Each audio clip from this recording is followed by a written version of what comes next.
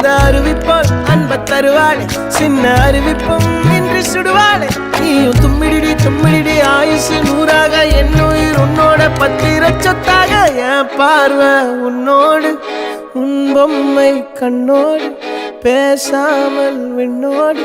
நாம் மிதந்து போவோம் காதாரா அடியாளோ நான் தாங்க மாறோடு